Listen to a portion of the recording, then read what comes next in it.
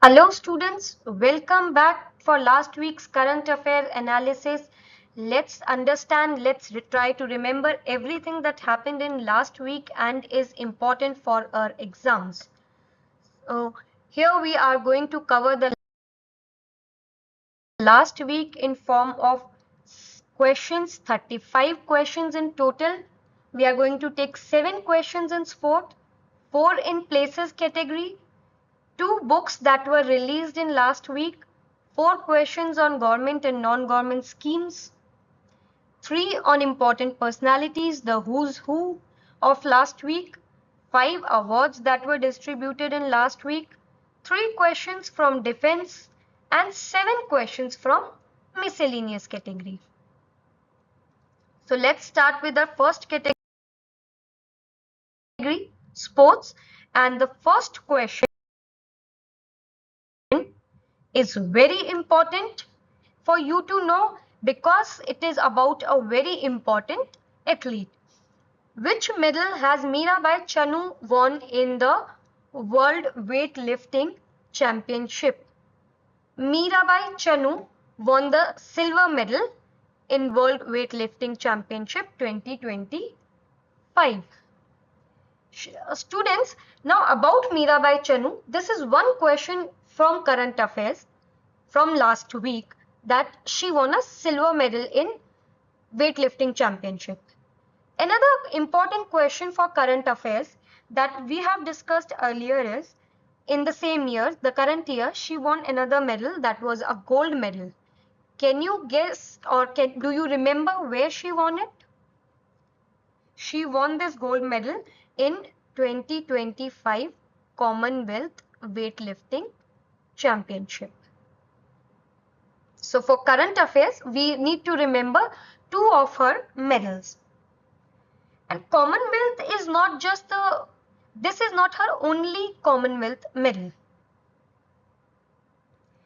In Commonwealth Games, she has bagged 3 gold medals and 1 silver medal. She has 3 golds in her name. One she won in 2018 Commonwealth Games that were in Gold Coast. Second she won in 2022 in Birmingham. And third she won in 2025. So together this is your static GK, these are your static GK questions, and the 2 medals she won in the 2025 are important for current affairs. Apart from gold medal, she has won silver also, as I told you before. This she won in the year 2014 in Glasgow. Apart from Commonwealth Games, what else she has in her name? Her life, her career journey is an inspiration to everybody out there. She has been awarded Padma Shri by Government of India in the year 2018. She also won one of the most prestigious award for any sports person, that is Major Dhyan Chand Khel Ratna Award. Major Dhyan Chand Khel Ratna Award that was previously known as Rajiv Gandhi Khel Ratna Award. So this is about Commonwealth, awards by Government of India, and now about the Olympics. She also won a silver in 2020 Tokyo Olympics. Now moving on to second question. What position has India secured in ISSF Junior World Cup? In previous class also I told you ISSF stands for International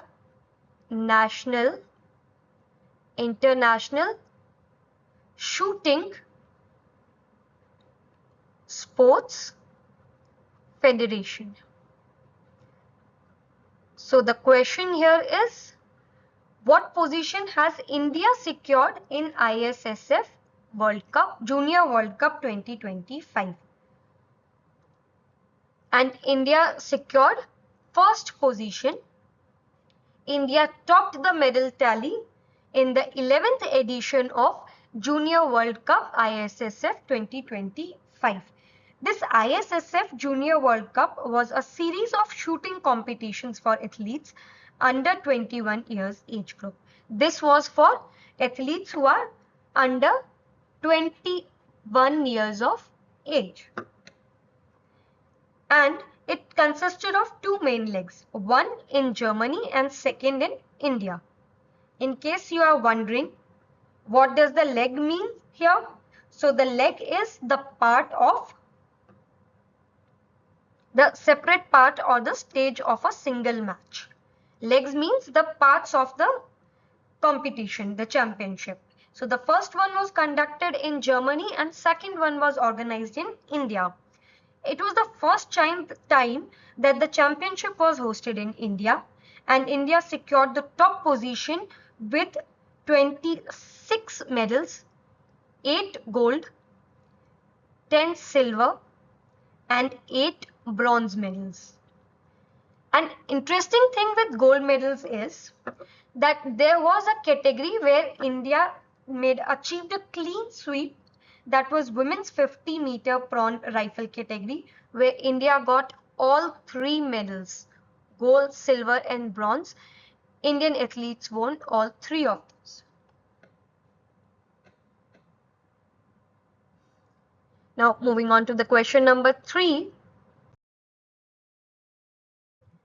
P. Inian won the title of 62nd National Chess Championship. In which state was this championship organized? So the 62nd National Championship, Chess Championship, or the Indian Chess Championship 2025, the major event in Indian chess calendar, was organized in Andhra Pradesh, in the Guntur district of Andhra Pradesh. The winner of this championship was P. Inian from Tamil Nadu, and the first runner-up was H. Gautam Krishna from Kerala. Now, P. Inian, he won this chess championship, and now he is the winner of National Chess Championship. Earlier, in March 2025, the same year, he won the National Rapid Chess title. Which title has he won? He won. It is National Rapid Chess title that he won in the month of March. And now he is the winner of National Chess Championship Classical. Right? So with this victory, after both these two winning these two championships, he has become the national champion in both classical and rapid chess.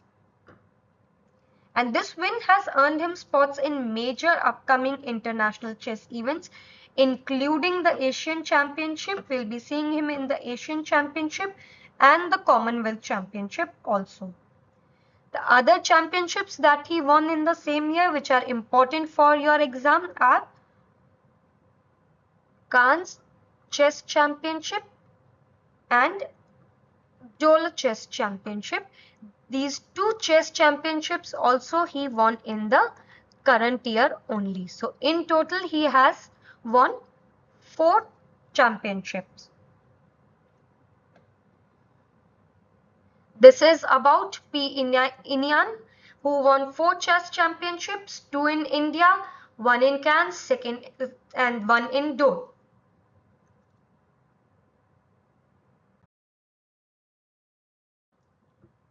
Now, fourth question is, who has recently won the Japan Open? The winner of Japan Open title is Carlos Alcaraz.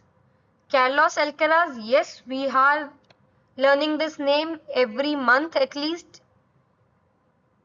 So he won the Japan Open title.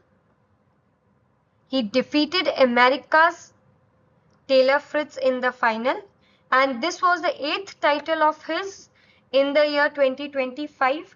Other than Japan Open that was held in Tokyo, he won the US Open, he won ATP Masters 1000 Cincinnati, he won the Queen's Club London, he won the Roland Garros, he won Rome The championship in Rome, that was ATP Masters 1000 ranking. Monte Carlo, that was again 1000 ranking. And he won Rotterdam. So in the year 2025, he won 8 championships, and two amongst these are 2 Grand Slam titles that he won.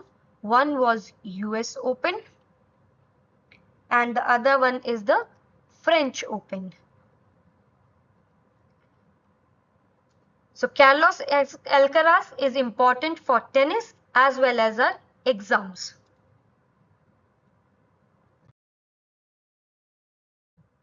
Where has the first visually impaired women's T20 Cricket World Cup been announced to be held?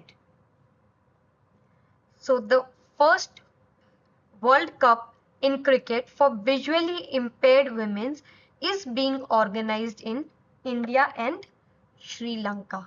India and Sri Lanka are all set to co-host the first ever Women's T20 World Cup cricket for visually challenged players. It is the first time students that visually challenged women from different countries are competing in their own World Cup for T20 cricket. Now you must be wondering, why is it important? It is important because for one, it is for the first time it is happening. Second, it is a very huge step. It is a huge step for inclusion and gender equality in sports for people with disabilities. It gives these talented women a global stage to show their skills and inspire others. In short, it's a historic event giving visually challenged women cricketers a chance to compete at a very top level internationally. This event is organized by Cricket Association for the Blind in India. CABI, Cricket Association for the Blind in India.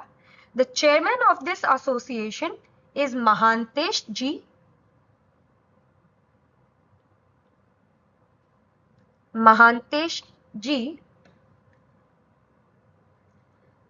Who said this World Cup is more than just a tournament. It is a celebration of courage, skill and inclusion, and I think we all agree with him.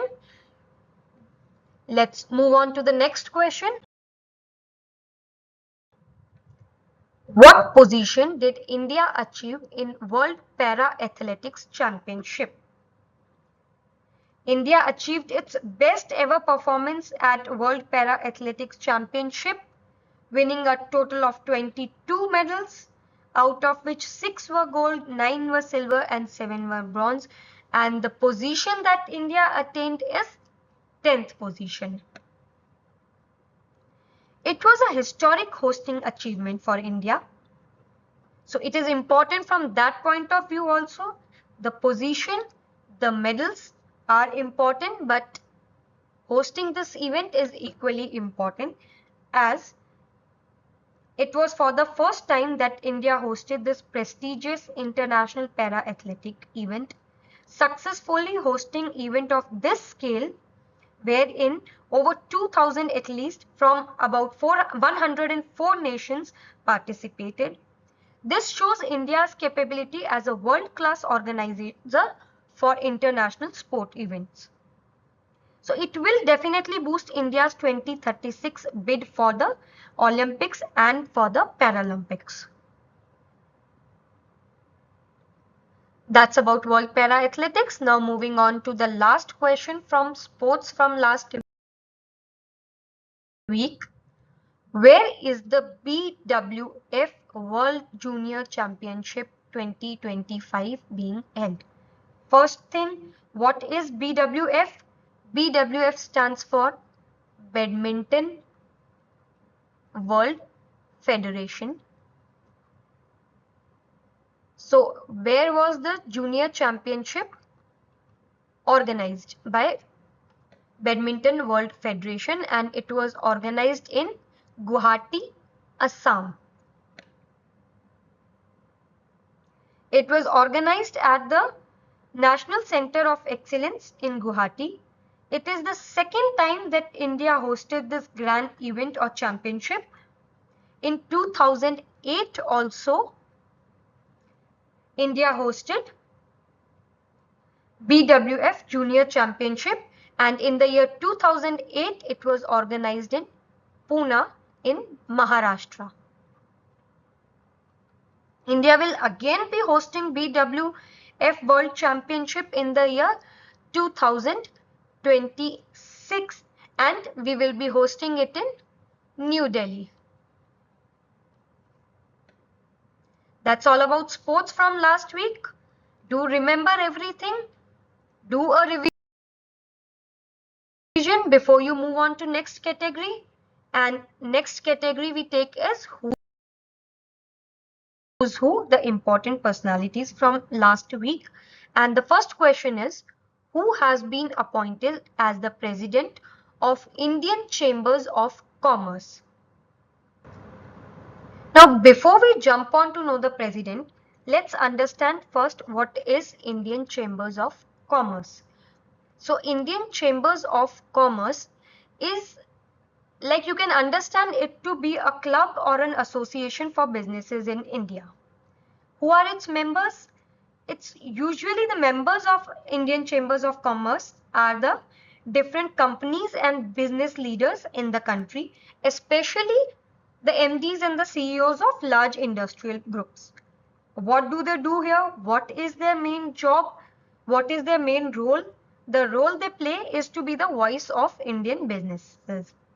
They talk to government about the new laws and policies to make sure that those new rules and policies are good for trade, industry and the economy. We can call its members to be the advocates of business community. So in short, basically the ICC works to create a better environment for businesses to grow, make trades easier and solve business related issues that are faced by businesses and businessmen. So the current president, the newly elected president of Indian Chamber of Commerce is Brij Bhushan Agarwal. He is the chairman and managing director of Sham. Brij Bhushan Sharma is the chairman and managing director of Sham Metallics and Energy Limited. Before Brij Bhushan Sharma, the president of Indian Chamber of Commerce was Abhyuday Jindal. Abhyuday Jindal. Who is Abhyuday Jindal? Abhyuday Jindal is the chairman and managing director of Jindal Stainless Steel Limited.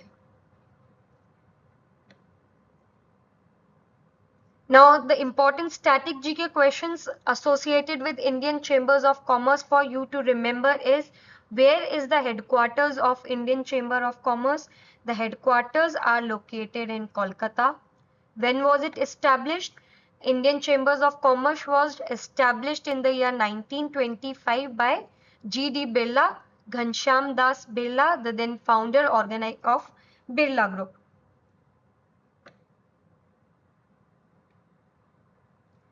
Moving on to the next important personality, the question we have here is, for how many years has the term of Andrew Parsons, the president of International Paralympic Committee, been extended? Andrew Parsons was re-elected as the president of International Paralympic Committee for a third and the final 4-year term. It will be his final term as the president of International Paralympic Committee, and the term is of 4 years. So it's for the third time that he is elected as the president of International Paralympic Committee. With this, Andrew Parsons is from Brazil,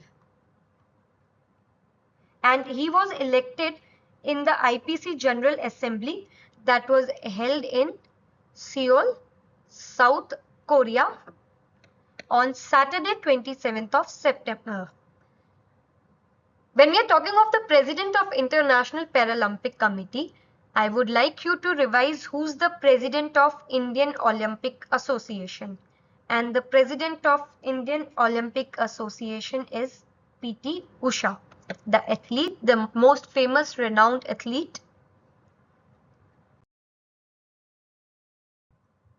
The last question from important personalities is, who has been appointed as the Director General of National Cadet Corps, NCC? And the newly appointed Director General of the National Cadet Corps, NCC, is Lieutenant Colonel Virender Vats. It's the Lieutenant Colonel Virender Vats. So, what is National Cadet Corps? It is a voluntary, you enter it voluntarily. There is no rule for any school student or college student to become an NCC cadet.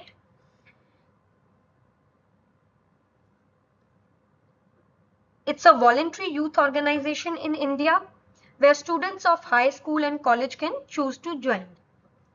And some people get confused that if you are joining NCC, you will have to join Indian Army afterwards. No, that is not the case.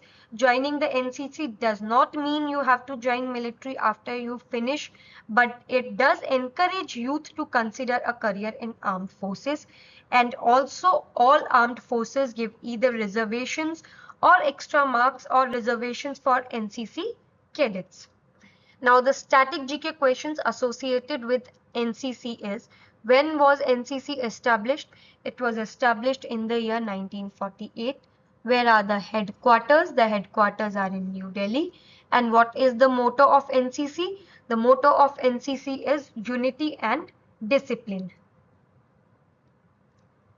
Going back to our question, who is the director, newly appointed director of NCC? That is Lieutenant General Virendra Vats, who assumed charge as the 35th. Yes, he joined as the 35th Director General of NCC, and he is going to succeed General Gurbir Pal Singh. The General Gurbir Pal Singh was the director before General Virendra Vats has been appointed. Now we move on to the next category, the places that were in news and are important for your exams. So the first question is, who has inaugurated the newly built International Cricket Stadium in Rajgir?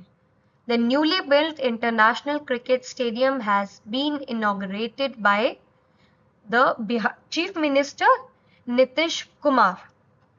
And Rajgir, the city we have discussed many times in previous classes, is in Nalanda, Bihar.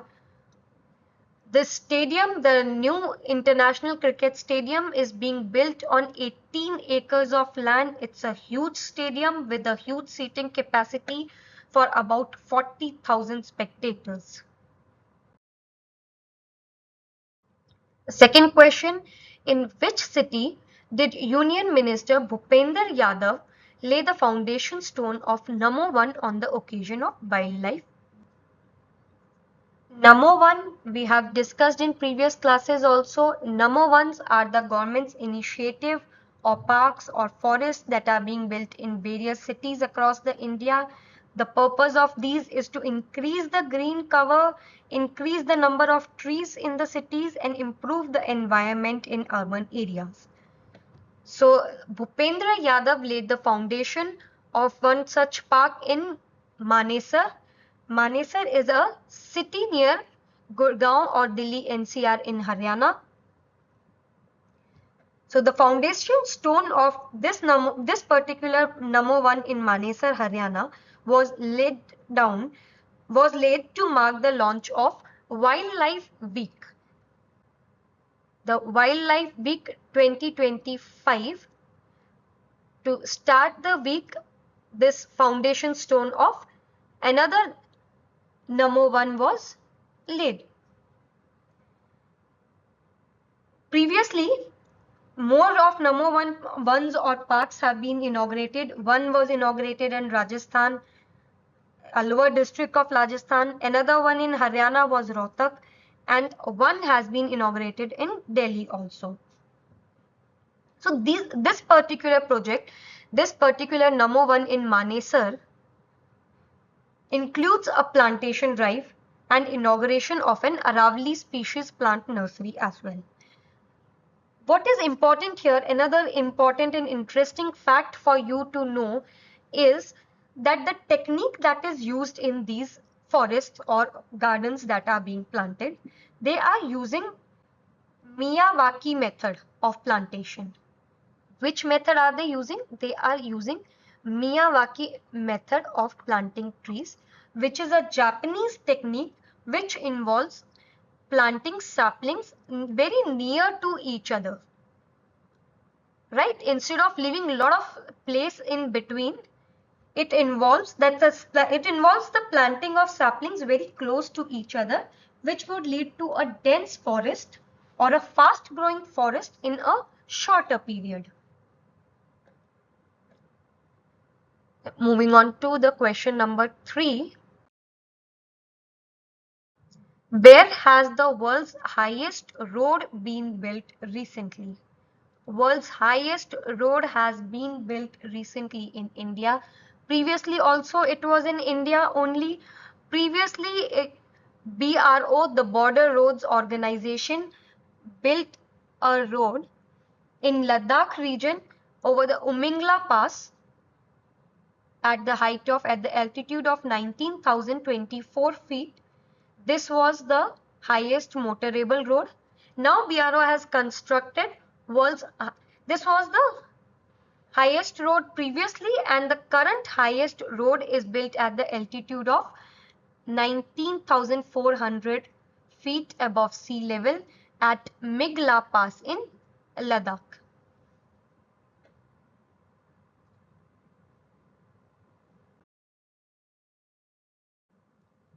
Which has become the first state in India to conduct a complete population assessment of snow leopards. Snow leopards are found across the high altitude mountain ranges only. Snow leopards are not found in plains. They are found in cold environments at higher altitudes. So, the state that has been able to conduct a complete population assessment of leopards, snow leopards, is Himachal Pradesh. How did they do it? They put up cameras everywhere. About 271 cameras were put up in the area of 26,000 square kilometers, and a total of 83 snow leopards are counted in the entire state.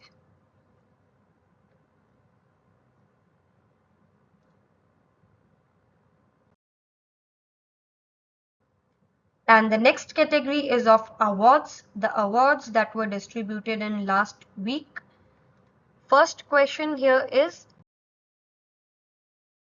which country has been awarded the ISSA award for outstanding achievement in social security? Before I tell you the answer, what is ISSA? ISSA stands for International, I for International, S for Social, another S for Security, and Association for A. So, International Social Security Association has given away the award for outstanding achievement in social security, and the country that won it is India. Yes, we won the award. This award was organized in Malaysia, Kuala Lumpur. The most recent General Assembly was the 35th session that took place in Kuala Lumpur, Malaysia during the World Social Security Forum 2025. India, students, is the fifth to have won the award.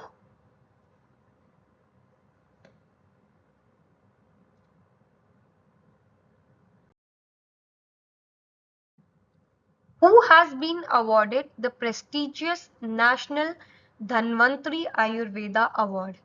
The National Dhanvantri Ayurveda Award 2025.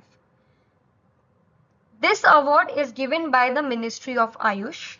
The Ministry of Ayush distributes the Dhanvantri Ayurveda Award. is, students, the most prestigious award that is given for the doctors of Ayurveda, doctors who treat using the methods of Ayurveda. So the correct answer here is all of the above. The award was shared by Professor Banwari Lal Gaur with Bhavna Prashar and with Neelakandan. Professor Banwari Lal Gaur was recognized for his lifetime or lifelong contribution to Ayurvedic education and Sanskrit scholarship, where Neelakandan won it for preserving and advancing Kerala's traditional Ayurvedic legacy. He is the 8th generation custodian of 200-year-old family tradition from Kerala, and Ved Bhavna Prashad was given away this award for her work in Ayurgenomics, Ayurgenomics, wherein she bridged the gap between Ayurveda and she worked on bridging this gap between Ayurveda and current day, modern day medicines. So she tried to bridge the gap between Ayurveda and gene cultures or the genomic science.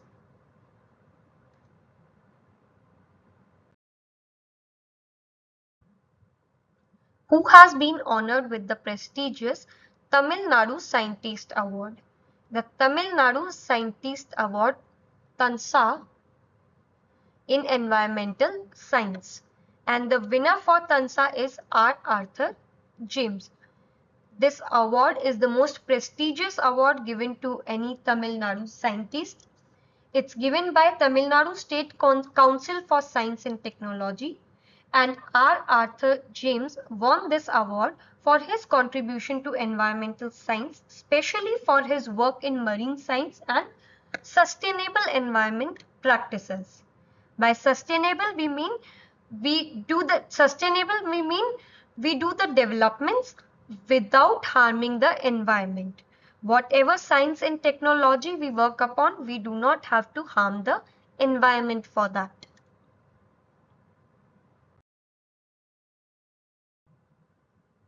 Which organization won the Change Maker of the Year 2025 award by the Hindu Business Line?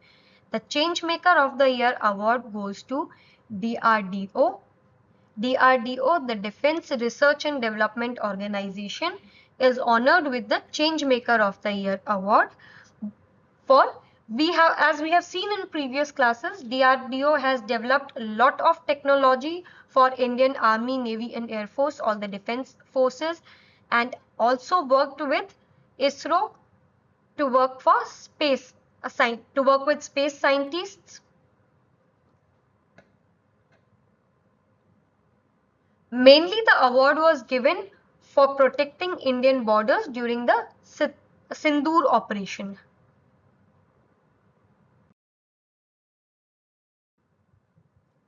Who has been awarded the 2025 Nobel Prize in Medicine?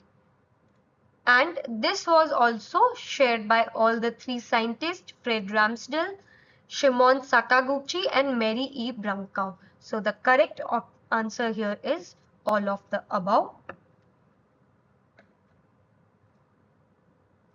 Mary worked for Institute of for Systems Biology in Seattle, USA. Fred belongs to San Francisco and Shimon was from Osaka University in Japan.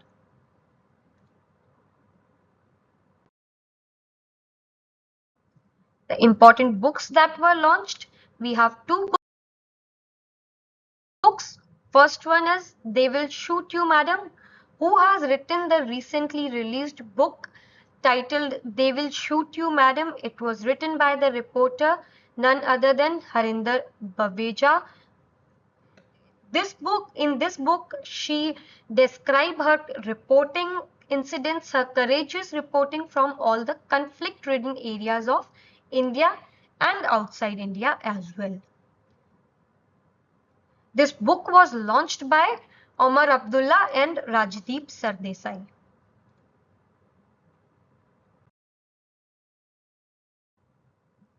And the second book is I Am Georgia, My Roots, My Principles. This is the autobiography of Prime Minister of which country?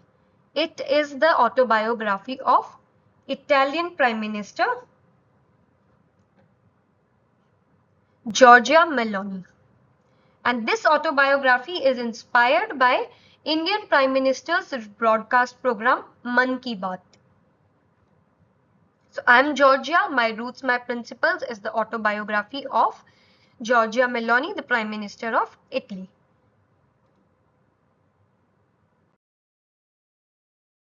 Now move on to the category of defense.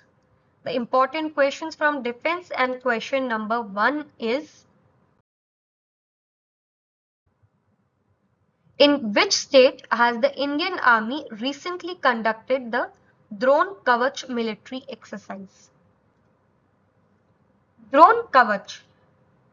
Drones, as we all know, they are the most developed scientific things available these days, and Kavach, the literal meaning of the word Kavach is shield or armor.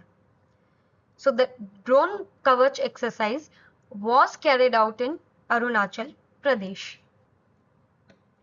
This exercise was held to check the army's ability to use and fight against the newest military drones. They tested both offensive drones as well as the defensive systems, the offensive ones for attacking and the defensive ones to stop the enemy drones. And drone Kavach exercise, who conducted it? When we talk of military exercises, students, we discuss a few things every week. Who conducted it? Which organizations or which nations were involved in doing the practices or the exercise? Where were they carried out? What was the main motto? Mainly, motto for most of these exercises is to see how well can two or more organizations or nations work together in real world situations. So the drone Kavach exercise was conducted by Indian Army Spear Corps, a part of the Eastern Command. The Spear Corps, that is also known as, officially it is known as 4th Corps.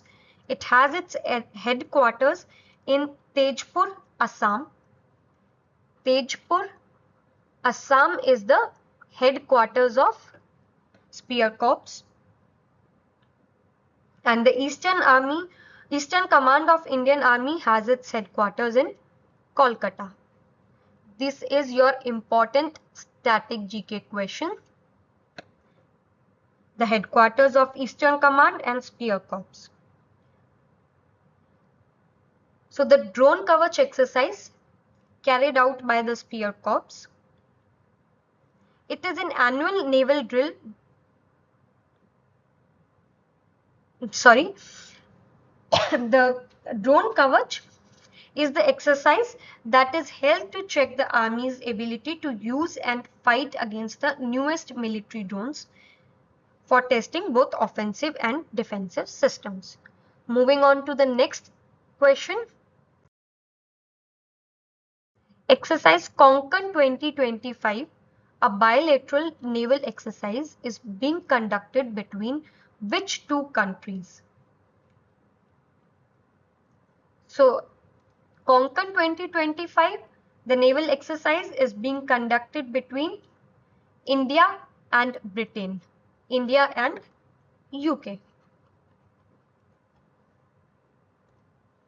So the Konkan 2025 exercise was a part of an annual naval drill which is conducted between India and UK. This year's edition is specially important for competitive exams because it was the first time both nations' aircraft carrier strike groups participated together. India's INS Vikrant, the indigenous aircraft carrier, participated with its battle group, and UK's group of warship UKCSG was commanded by the biggest ship, the aircraft carrier HMS Prince of Wales. UK's biggest ship aircraft carrier.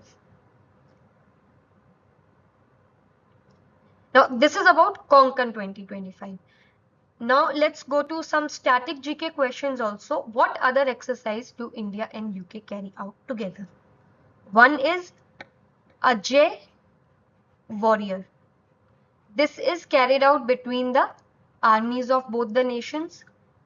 Indradhanush is the second one, which is carried out between the navies of India and the Air Force of India and UK. Indradhanush, you can remember Indradhanush we see in the sky. Indradhanush means rainbow. And third one is the one that we just discussed, Konkan, which involves all three services, Army, Navy and Air Force. So Ajay Warrior conducted between armies of India and UK, Indradhanush between Air Force and Konkan between all the three. With this we move on to our question number 3.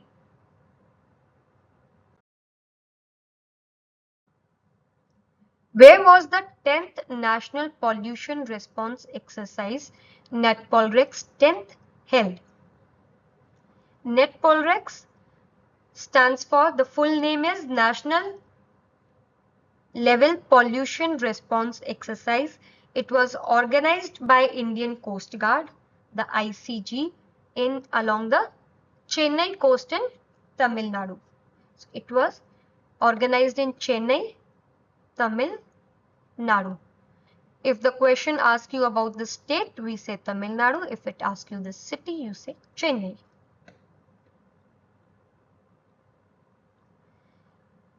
It was organized by Indian Coast Guard. The Indian Coast Guard, that is the central coordinating authority for the oil spill response. And why carrying out this exercise is important? Because India's about 75% of energy requirements of India are met through oil only, which is imported by the sea routes. So keeping a check on how well we will perform if there is an oil spill is a very necessary exercise. And this exercise was carried out in conjunction with the 27th students National Oil Spill Disaster Contingency Plan. National Oil Spill Disaster Contingency Plan. What is National Oil Spill Disaster Contingency Plan? It is the framework for national oil spill preparedness and the response to it. It was obviously drafted by Indian Coast Guard and approved long back in 1993. So the 10th National Pollution Response Exercise was held in Chennai, Tamil Nadu.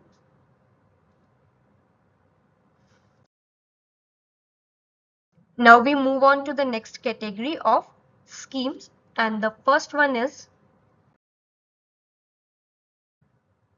who has launched the Prime Minister's Skill Enhancement and Technical Upgradation Scheme? So the flagship scheme of Ministry of Skill Development and Entrepreneurship was launched by the Prime Minister of India himself, Narendra Modi. This announcement was made from Kaushal Dikshant Samaroh in Vigyan Bhavan, New Delhi. This launch was done in Kaushal Dikshant Samaroh at Vigyan Bhavan in New Delhi. And it is a significant event for competitive exams, particularly for the exams where questions of current affairs include government schemes and social issues. The scheme, the Prime Minister's Skill Enhancement and Technical Upgradation Scheme, signifies a major government priority on skill development in two forms.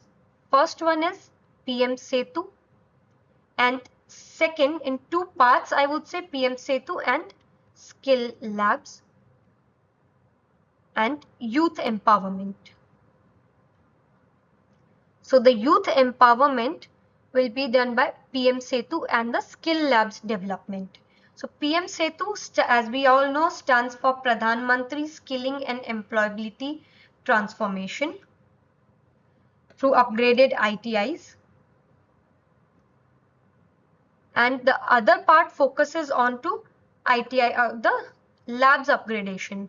There will be about 1,200 skill labs will be developed under these schemes, and these labs will be located in Navodaya Vidyalayas and Eklavya model residential schools.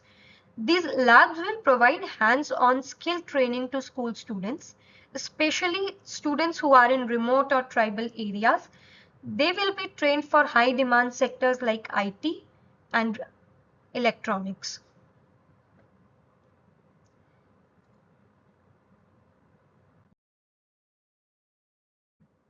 Which ministry has approved projects worth more than 4,600 crore for disaster management?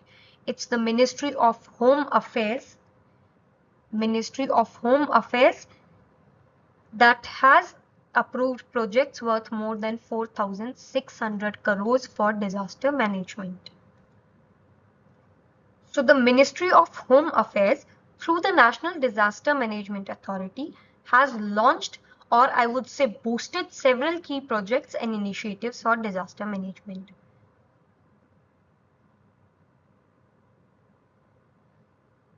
As we have discussed, it is a huge amount of 4,600 crores rupees have been approved for various projects across 9 states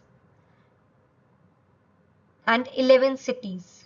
The 9 states are Assam, Kerala, Madhya Pradesh, Odisha, Rajasthan, Uttar Pradesh, Bihar, Chhattisgarh and Andhra Pradesh. And 11 cities including Bhopal, Bhubaneswar, Guwahati, Jaipur, Kanpur, Patna, Raipur, Trivandrum, Visakhapatnam, Indore and Lucknow to enhance the flood resilience and for the recovery and reconstruction assistance.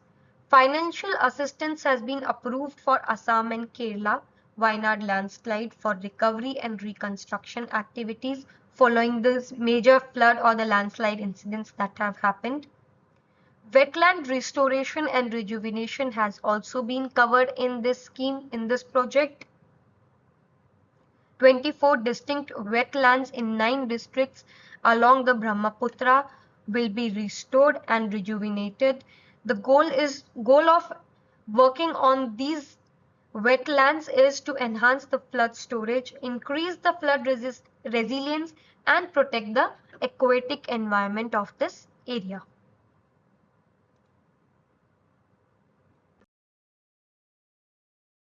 With which country has India signed an agreement to establish their first cross-border rail? So India has signed this agreement to establish Bhutan's first ever rail link. It is between India and Bhutan that the cross-border rail link is being built, and it is completely funded by India. So keeping in mind historically peaceful relationship of India with the neighboring country Bhutan, this is a major milestone, a big step to boost the trade, economic engagement and strategic ties between the two nations. India is Bhutan's top trading partner. Nearly 80% of Bhutan's total trade happens with India. So the rail project, going back to the rail project, it includes 2 routes. First one is a 69-kilometer long Kokrajhar-Gelefu line. Kokrajhar is in Assam, India. So one of the station is in Assam, India, and Gelefu is in Bhutan. Same way, the second route, which is 20-kilometer long, Banarhat is in India, Samatse is in Bhutan. Banarhat is in the West Bengal in India and Samatse is in Bhutan. Apart from this, this was Bhutan's first ever rail link to any country. However, in India, we already have existing rail links with other countries. India and Bangladesh have multiple active cross-border rail links, although they were old. They are of the times of undivided India before 1947, but they are still working. India has rail link with Nepal, also between Jayanagar and Kurta in Nepal. The Samjhauta Express that was later on suspended because of India-Pakistan cross-border issues. India had a rail network with Pakistan also.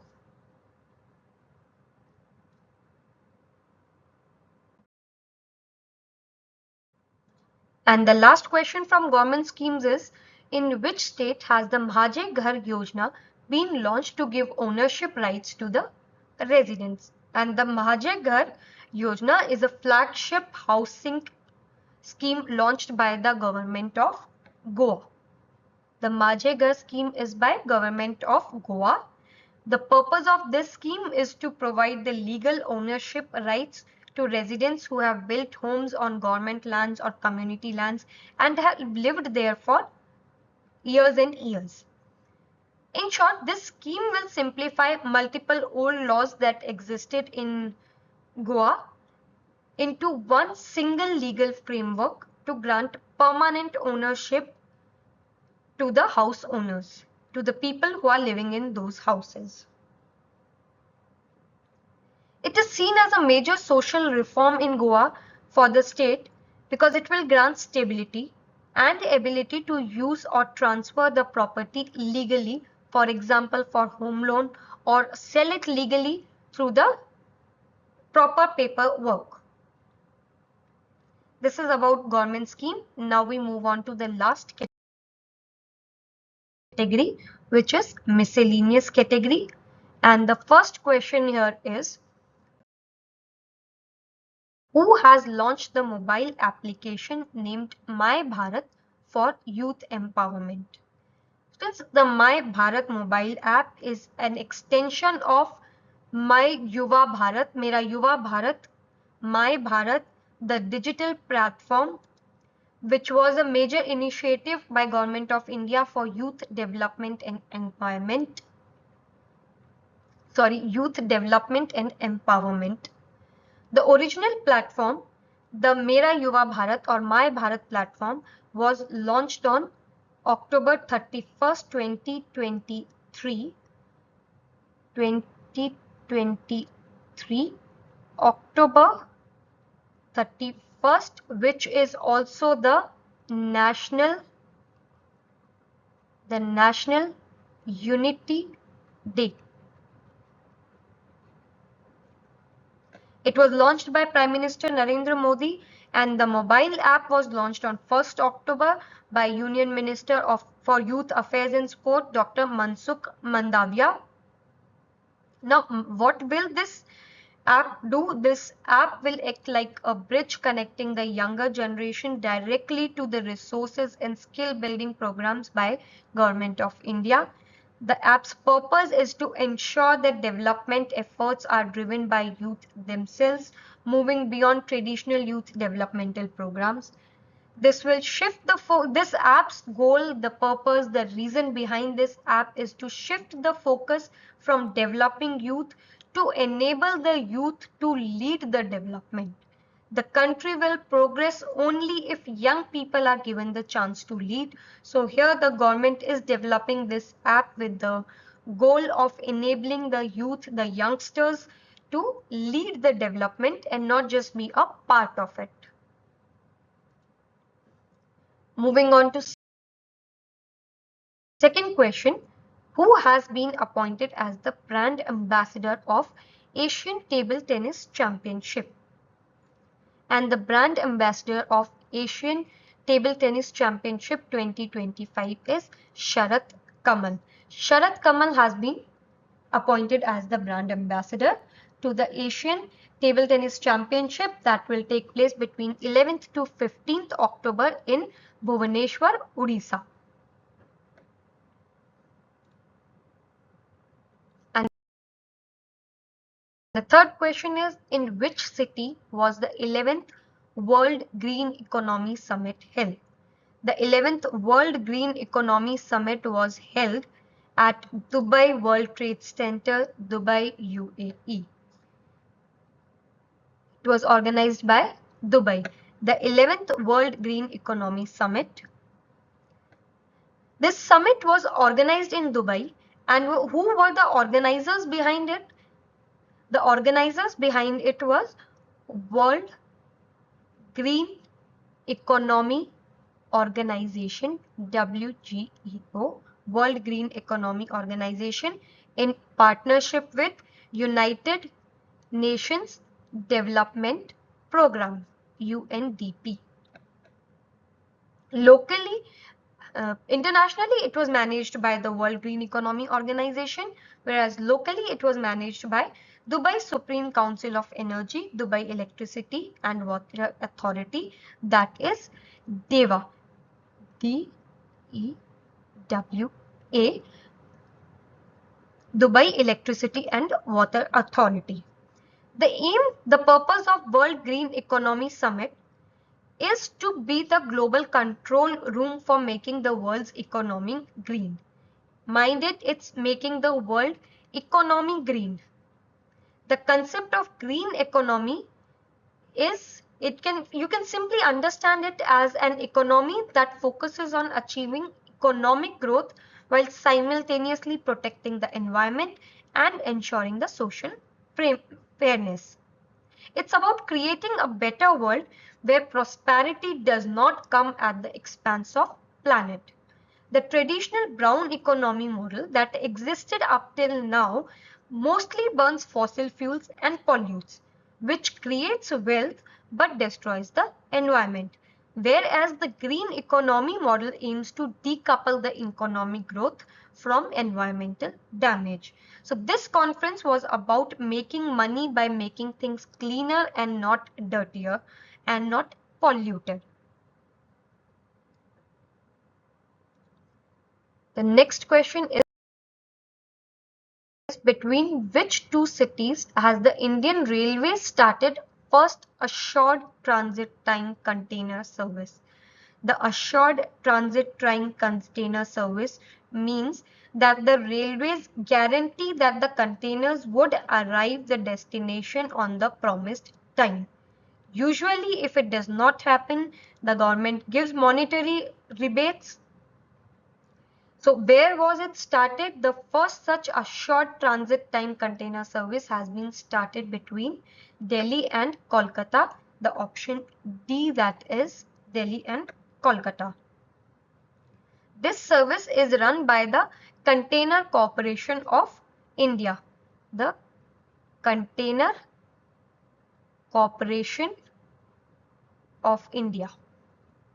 The starting point of this train is Tughlakabad station in Delhi, and the last point, the end point, is CTCS, the Container Terminal Container Station in Kolkata.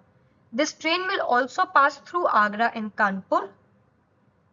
The purpose is to give the guaranteed transit time of 120 hours. 5 days, within 5 days it will reach from Delhi to Kolkata. Why this train service is important, why it matters so much? It is because it is a major upgrade for businesses as it offers reliability. Previously, the container shipments used to take long time, which make it hard for the companies to plan their supply chains being dependent on the Indian Railways. Now, with guaranteed delivery times, the rail freight becomes competitive with the road transport, and companies can now plan their supply chain depending on the Indian Railways. Also, the green logistics, right? How the green logistics, when we use the train freight instead of road transport, because shifting from road to rail will help reduce the carbon footprint and support India in the green logistic, because trains are, for one, bigger and longer, carry more load in one route than a bus can. Question number 5 is, In which city has Asia's largest wastewater treatment plant been inaugurated? And the Asia's largest wastewater plant with the capacity of 125 million gallons wastewater per day, with the capacity to purify 124 million gallons water per day, has been inaugurated in Delhi.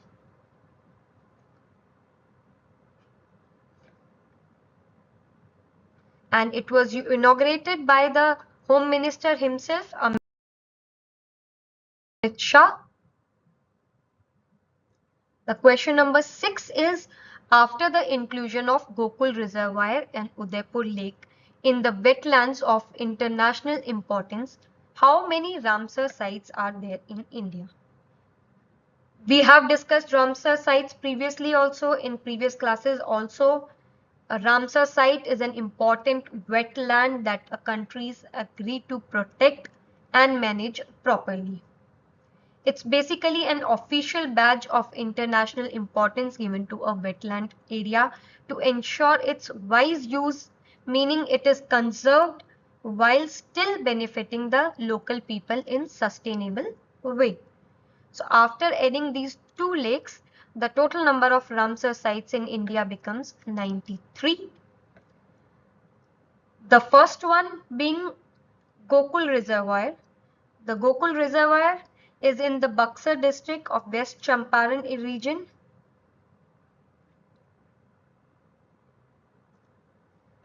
After adding Gokul Reservoir and Udaipur Lake to the Ramsar sites, the total tally of Ramsar sites in India becomes 93 and it becomes 5 for Bihar. Both these sites are located in Bihar.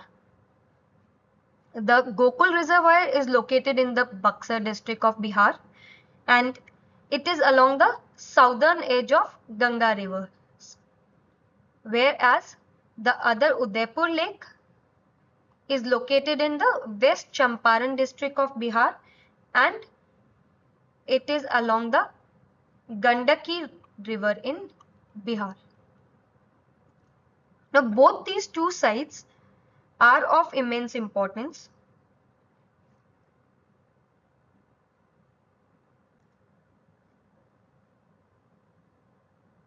Internationally also, as they are the significant stops of birds on the Central Asian flyway.